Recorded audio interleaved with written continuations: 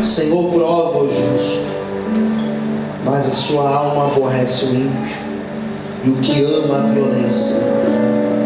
Sobre os ímpios faz chover laços, fogo, enxofre e vento tempestuoso. Eis a porção do seu copo, porque o Senhor é justo e ama a justiça, e o seu rosto está voltado para os retos. Todos digam amém. Vamos falar com Deus, vamos fechar os nossos olhos. Senhor, fale conosco nesta noite. Revela, Senhor, esta palavra aos nossos corações. Fale com cada um aqui, Senhor, com aqueles que assistem esse culto, vão assistir depois. Tira impedimentos, tira as distrações e nos abençoe, Senhor. Graças te damos, em nome de Jesus. Amém. Amém. Vamos aplaudir Jesus. Glória a Deus.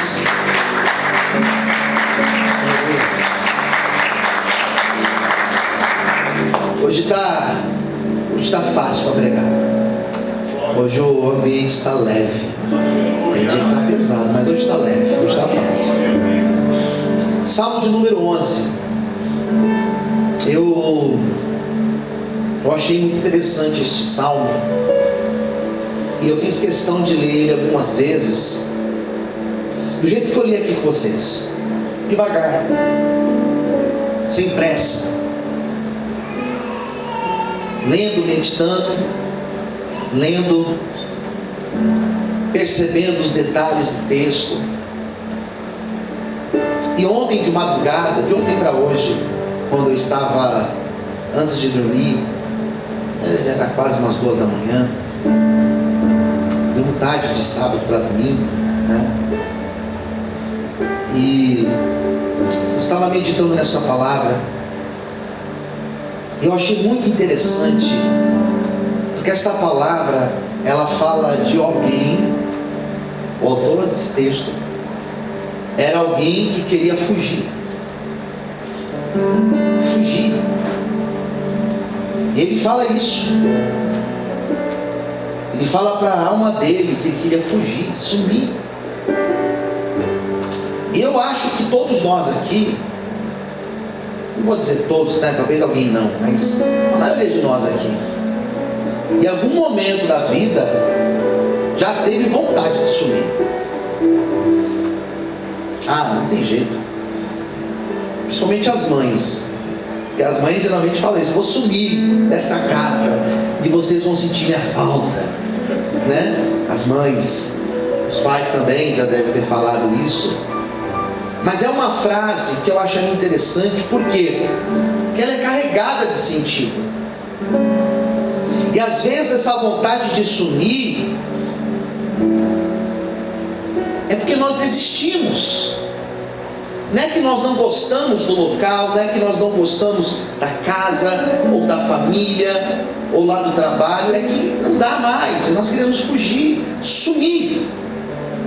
E é exatamente isso que o salmista estava dizendo. E o que eu achei interessante, porque você vê alguém dizendo isso, que quer fugir, parece até uma fraqueza, né? Hoje foi falado de fraqueza na abertura do culto, né? Paulo dizendo sobre fraqueza.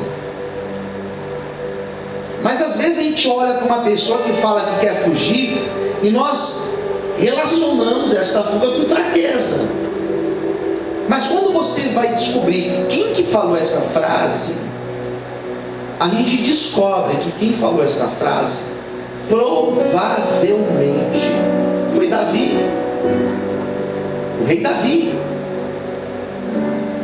E se nós olharmos a história de Davi, lendo lá em 1 Samuel, em 2 Samuel, 1 Crônicas, você não encontra em Davi características de fraqueza. Se teve alguém que não voltou para trás, se teve alguém que não pensava em voltar para trás, esse alguém era Davi. Davi, quando ainda era adolescente, na sua idade lá de 16 ou 17 anos, quando ele foi chamado por Deus ser rei de Israel, na verdade foi ungido por Deus, pelas mãos de Samuel, ele era um adolescente. E a história vai dizer que Davi, quando vai lá para o arraial, onde estavam os dois exércitos, os de Israel e o exército lá dos filisteus, Davi vai conversar com Saul, e a história, o diálogo que ele teve com Saul, foi uma prova para mim e para você, que ele não era um homem covarde, ele não tinha medo, não voltava para trás. Quando ele se prontifica de lutar com Golias, ele conta histórias para Saul. Teve um dia que eu estava cuidando das ovelhas do meu pai, e apareceu um leão. E aí, você correu do leão? Não, eu fui para cima do leão. Não fugi não. Matei o leão. Você está brincando? Matei. Teve uma outra ocasião que apareceu um urso, arrebatou uma ovelha. E aí, o que você fez? Você correu? Fugiu? Não, não fugi não. Imagina, fui para cima dele, agarrei ele, matei ele. E da mesma forma será com este incircunciso filisteu. Eu não vou fugir, eu vou lutar com ele. Mesmo sendo menino, não era formado ainda, não era do exército, não era alistado ao exército, não era militar, não era guerreiro, mas era um homem cheio de Deus. Então você vê esse Davi que lutou com Golias, que lutou com leão, com urso, que lutou com um monte de coisa, ele dizendo isso, soa até estranho. Soa até estranho. Davi não tinha o costume de fugir. E alguém vai falar, pastor, mas e quando ele fugiu de Saul e se refugiou na caverna de Adulão? Foi até um dos meus livros, eu falo dessa história. Bom, ali era um propósito de Deus, ali foi uma direção de Deus, porque Deus estava preparando Davi. Mas Davi não era covarde. Mas percebe que chegou nesse momento aqui, ele desejou sumir, fugir. Então não existe nada mais comum do que a gente pensar em fugir. E eu já pensei várias vezes em fugir. Eu por várias vezes falei, eu quero sumir, quero desaparecer. E era isso que estava acontecendo com Davi. Quem entendeu, diga amém. E o Salmo 11, ele é muito bom porque ele ensina o porquê que Davi sentiu isso, e mostra como Davi saiu disso. E antes de eu falar como sair disso, deixa eu explicar para vocês por que ele teve esse sentimento. Aí no texto vai falar para a gente, já no versículo 2, eu quero dar duas razões por que Davi teve esse sentimento. Versículo 2, por que ele pensou, pastor, em fugir, queria sumir no mundo? Porque os ímpios armam arco. Os ímpios armam arco, eles põem flechas na corda para com elas atirarem, e ele coloca entre vírgulas, atirarem as ocultas aos retos de coração. Então eu encontro pelo menos dois motivos que levaram Davi a desejar sumir. O primeiro motivo é que ele estava se sentindo pressionado. E quando nós sentimos pressão, quando nós estamos vivendo em pressão, nós desejamos fugir. Nós resolvemos, nós queremos sumir no mundo. Quando você se sente pressionado, porque a pressão traz cansaço. A pressão, ela traz um esgotamento emocional muito grande. Davi estava se sentindo cansado emocionalmente. Davi estava se sentindo como às vezes nós também sentimos, sabe como? Sobrecarregado, cansaço físico. Ele às vezes, quando ele vem por conta do nosso emocional, nós sentimos esse abatimento. Davi estava abatido, cansado, pressionado, queria fugir, queria sumir.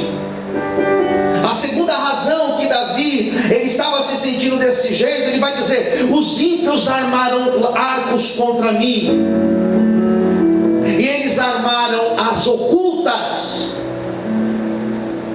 foram traiçoeiros, foram traíras, eles armaram as ocultas, ou seja, eu estou pisando como se eu estivesse pisando em um campo minado. Eu não tenho em quem confiar. Ei, como é difícil você se sentir como Davi aqui no Salmo de número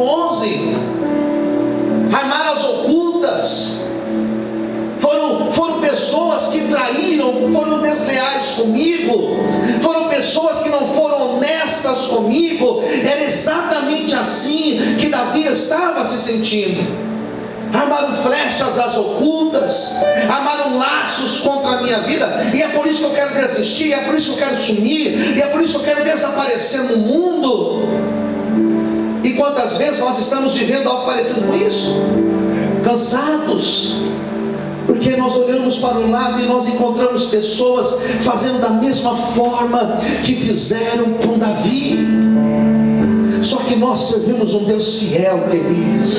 Nós servimos um Deus que pode armar laços contra a nossa vida, pode armar situações contra a nossa vida, pode armar as ocultas contra a nossa vida. Nós servimos um Deus que vê todas as coisas, que conhece todas as coisas, um Deus que sabe de todas as coisas. E ainda que armaram laços contra a minha vida, contra a tua vida, ainda que prepararam nas ocultas situações para nos oprimir, maior é Deus que está conosco, aleluia.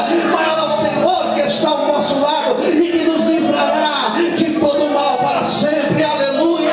Quantos podem glória a Deus e exaltar o Senhor por isso, aleluia. Amém, queridos. Ele queria fugir, e ele não queria fugir porque ele estava com um problema com Deus. Não era nada com Deus, mas era o meio que ele estava. Posso ouvir um amém, queridos? Amém. O meio que ele estava. Um monte de gente traiçoeira. E é difícil, né? Às vezes trabalhar em lugar assim, sentir isso na igreja, sentir isso na família, é muito ruim. E ele se sente dessa forma. Mas o texto, ele mostra esses motivos, mas ele mostra como Davi conseguiu superar, e ele não foge. E como que ele consegue superar? Daí o texto tem as respostas para a gente. É gostoso quando a gente lê um texto e encontra no próprio texto a resposta. Vamos lá, quais são as respostas que Davi trouxe? Por que ele não fugiu então? Está aí, versículo 4, ele começa então a buscar algumas afirmações. E qual foi a primeira afirmação que ele trouxe? Vamos lá, de forma bem simples para você aprender. Verso 4. Ele disse o seguinte: o Senhor está no seu santo templo. O que mais? Vamos lá. O trono do Senhor está nos céus. Os seus olhos estão atentos e as suas pálpebras provam os filhos dos homens. Sabe qual foi a primeira afirmação que ele trouxe? Sabe qual foi a primeira convicção que ele trouxe? Bom, Deus está no teu santo templo, mas tem uma coisa: Deus, ele permanece no trono, e o seu trono está lá nos céus. Sabe o que significa isso? Davi, quando ele escreveu esse texto, ele era rei. E quando você estuda, você entende na Bíblia que a palavra trono significa governo. Quem senta no trono é quem é rei. E esse rei vai sentar no trono enquanto ele viver. E somente o seu filho será o seu sucessor depois da sua morte. Davi, quando ele escreveu esse texto, ele estava dizendo: bom, eu estou no trono, eu sou rei de Israel, mas Deus, ele está no trono lá no céu. Eu posso perder o controle aqui do governo, eu posso perder o controle da situação, mas o Deus que eu sirvo, ele permanece no céu, ele permanece governando sobre todas as coisas, ele continua sendo Deus acima de todas as coisas. Pastor, eu quero fugir porque eu perdi o controle da situação. Então preste atenção: você pode ter perdido, mas Deus continua no trono, Deus continua governando sobre todas as coisas. O que você precisa está na mão de Deus. Aquilo que está te trazendo angústia, ele pode resolver. A porta que você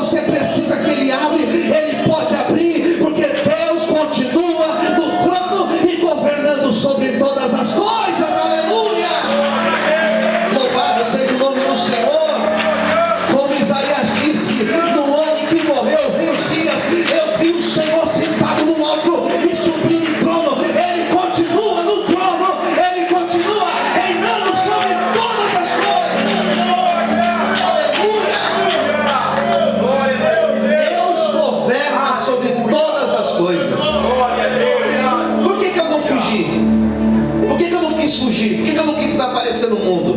Porque eu entendi. Eu entendi. Deus continua no controle de todas as coisas. Ei, Deus é dono da vida. Se Ele quiser curar, Ele cura. Mas se Ele não quiser, Ele não cura. Não diz que Deus tem a chave na mão? Que Ele pode abrir a porta que Ele quiser? Quem crê nesse Deus de amém? Mas se Ele quiser fechar também, acabou, meu amigo. Se Ele falar, vou fechar, Ele fecha e não tem pra onde correr. Por que eu não estou desesperado? Porque amanhã, segunda-feira, o que eu preciso, que você precisa, está na mão de Deus. Ele pode abrir a porta que Ele quiser. Ele pode trazer a provisão que Ele quiser. Hoje eu vou deitar e vou dormir em paz, porque eu sei, eu não estou no trono, mas o meu Deus está no céu, e Ele continua governando sobre todas as coisas. Fique em paz, Ele está no controle da tua vida. Quantos podem dar glória a Deus por isso? Mais forte. Não é bonito isso? Não é bonito isso? Aleluia! Que coisa maravilhosa! Então, quando você pensar em fugir, sumir, lembra disso. Posso ouvir amém, queridos? Lembrar do que, pastor? Lembrar que Ele está no trono. Outra coisa para você lembrar, está aí, ó, versículo 5. Primeiro que Deus está no trono. E a segunda coisa que você vai lembrar, versículo 5. O Senhor, vamos ler, o que diz aí? O Senhor, o que diz aí? Está fraco. O Senhor prova o justo. Ele prova o justo, mas a sua alma aborrece o ímpio e o que ama a violência. Sabe o que eu descobri, irmãos? Olha para mim aqui, deixa eu pregar para você. Eu descobri, pastor Celso, que Deus prova o justo. Deus prova, irmãos, eu e você. Nós seremos provados por Deus. Não é tentação. Ninguém diga que de Deus é tentado. Está lá em Tiago, depois você pode ler. Não é Deus que tenta você. Quem tenta você é o diabo. Porque o diabo quer que você peque e saia da presença de